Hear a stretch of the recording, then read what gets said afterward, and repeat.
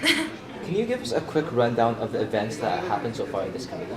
So in this committee, we started off before the Cuban Missile Crisis, and the Bay of Pigs still just failed, and then we got the crisis of the Cuban Missile Crisis. The USSR was really agreeable to the US, and we did end up taking the missiles out of Cuba, so that was very successful. And now we're just dealing with the, what else to do with the rest of the nuclear weapons that remain in the world. What impact do you think veto power has had on your committee so far?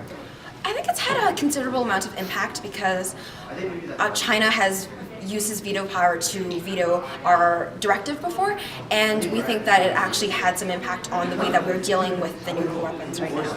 What solutions does your country specifically have to address this issue?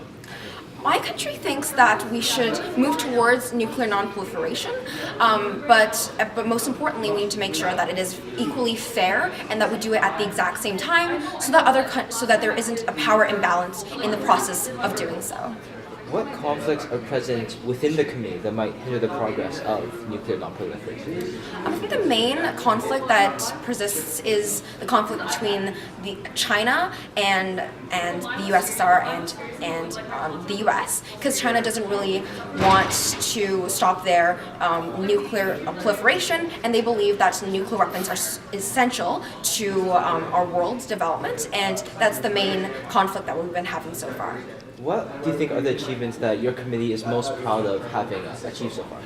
I think we're most proud of actually taking the missiles out of Cuba and making sure that that crisis is over and that we don't have to worry about getting bombed, and we can actually worry about the safety of the Cuban people and worry about the other more important issues. How do you think future generations will look back on your actions and the actions of the rest of your community? I think future generations will be very grateful that we got them out of this crisis in a very quick amount of time, because we actually solved that in the first committee session in the last couple of minutes, and I think that we were incredibly successful in making most of the countries, except for China, very agreeable to our solutions. Okay, thank you very much for this interview. Yeah, no problem. Glad to be here.